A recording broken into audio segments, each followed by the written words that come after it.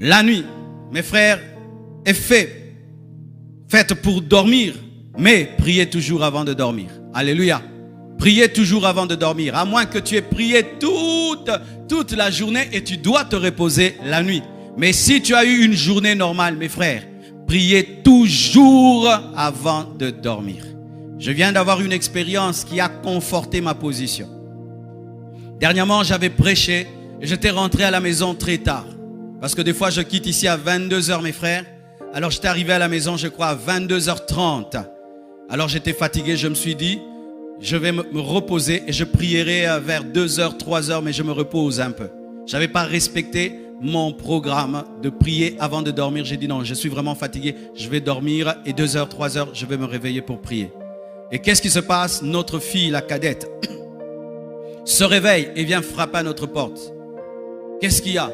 Oh, j'ai entendu une voix. Où? Une voix dans ma chambre.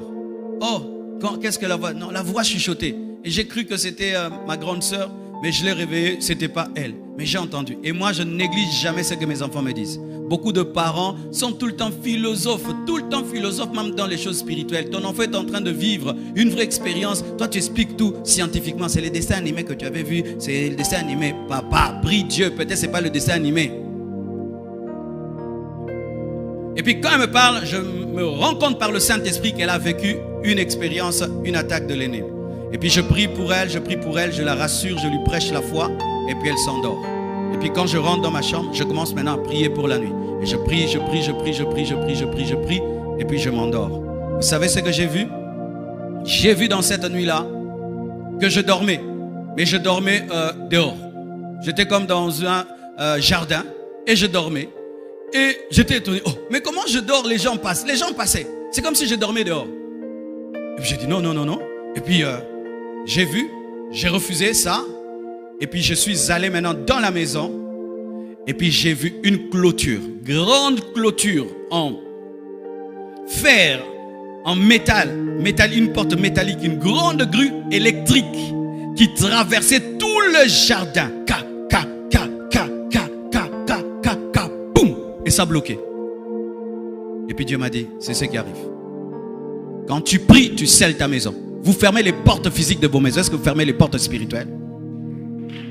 Tu es toujours, papa, celui qui dit, est-ce que tu as fermé la porte? Tu vérifies toujours les portes. Tu vérifies si c'est fermé. Est-ce que tu vérifies que les portes sont fermées spirituellement? S'il y a des voleurs physiques, il y a des voleurs spirituels. Ah oui, mes frères, le monde spirituel existe. Le monde spirituel existe. Vous fermez les portes de vos maisons. Vous fermez les portes de vos chambres. Est-ce que vous fermez les portes spirituelles de vos maisons, de vos enfants, de vos chambres? Chaque fois que je dois dormir, je scelle ma maison. Je scelle l'église de l'Imité. Je scelle toute la communauté compassion. Je scelle tous les noyaux compassion dans le monde. Je scelle le quartier. C'est ça que je fais toujours. Pourquoi? Je suis le surveillant. Je suis la sentinelle. Et ce jour-là, je me suis dit non, je me repose un peu. Et Dieu m'a montré en soi ce qui se passe quand je prie. Je ferme réellement la porte. Mais une porte tellement grande, mes frères, qui entourait toute la parcelle. Ah, je suis fatigué. Et arrêtez ces prières-là. Seigneur, tu sais que je suis fatigué. Alléluia.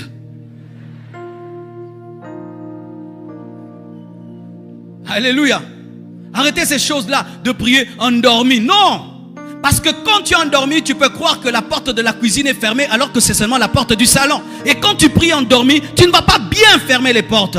Soyez sérieux, tu te tiens debout et tu dis je te consacre ma maison, je te consacre mes enfants, je te consacre cette nuit, je te consacre mon quartier, je te consacre mon église, je te consacre mes fils spirituels, je te consacre mon ministère. Scelle. Boum. Boum. Et quand Dieu ferme, personne ne peut ouvrir. Quand Dieu ferme, personne ne peut ouvrir. Regardez Jésus. Jésus priait souvent toute la nuit. Toute la nuit. Toute la nuit.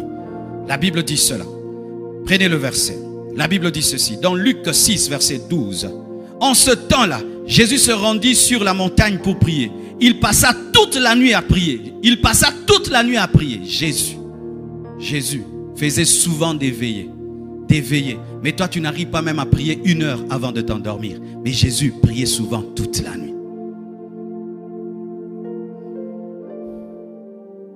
Alléluia.